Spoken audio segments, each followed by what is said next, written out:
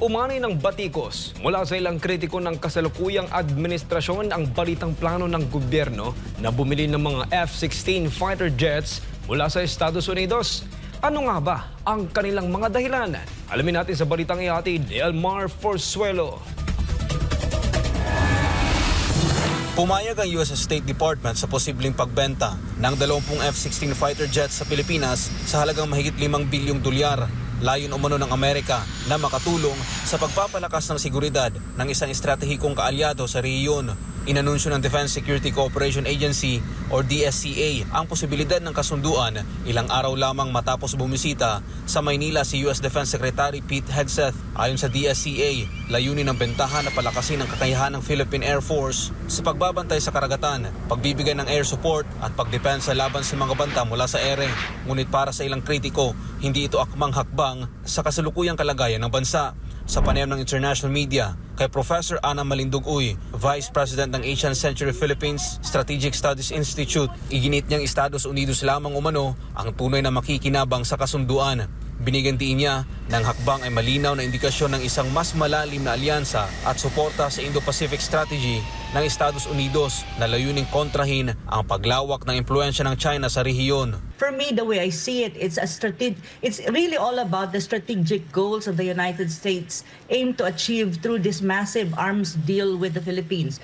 This arms deal is not just transactional, it's not just about aircraft. It signals deeper military alignment and alliance signaling. It reflects the U.S. broader Indo-Pacific strategy to counter and contain China in the Indo-Pacific. Dagdag pa ni Professor Malindugoy, malinaw para sa China na ang pagbili ng F-16 ay hindi simpleng depensang hakbang, kundi bahagi ng mas malawak na geopolitical positioning. This signals to Beijing that the Philippines is not anymore just on the fences, but it means that the Philippines is now being on the front line of all of this geopolitical maneuvering that is happening in the region, which is not good for the Philippines. Para naman kay geopolitical analyst Herman Camentong Laurel, habang tumitindi ang tensyon sa pagitan ng China at Taiwan, hindi pa raw ito ang tamang panahon para sa ganitong klase ng investment. Ang mas dapat tutukan, ayon sa kanya, ay ang gutom na nararanasan ng milyon-milyong Pilipino. More than 27% ng populasyon po natin ay nakakadanas po ng matinding gutom. That is almost 1 out of 3, isa sa 3 ay dumadanas ng gutom. Tapos gusto ng Amerikano tayo mangutang sa kanila para bumili ng F-16. Giit pa niya, ang tunay na pundasyon ng pambansang depensa ay hindi lamang armas, kundi ang katatagan ng ekonomiya. Ang pinakadepensa ng isang bansa ay yung katatagan ng ekonomiya at kabuhayan ng taong bayan.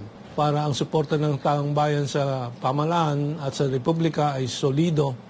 At yung sektor ng paggawa, meaning manufacturing sector po ay malakas at kayang-kayang i-sustain anumang mga piyesa na kailangan ng defense equipment and so on. Sa huli, payo ng mga kritiko sa gobyerno, pag-isipang mabuti ang kahihinatnan ng kasunduang ito, hindi lamang sa pananalapi, kundi sa posisyon ng Pilipinas sa masalimuot na geopolitical tension sa Asia. As you can see, the Philippines has its own domestic economic and finance problems at the moment. So I think this needs to be really think about. I mean, the government and the whole Philippines have really to think about this, and if it's really to our advantage and if really we can afford this. Because as far as I'm concerned, when you talk about F-16s, it's not just about the amount of money that you put when you buy this military assets. It's also about how you're gonna maintain this in terms of operation and in terms of spare parts and all of these things, you know.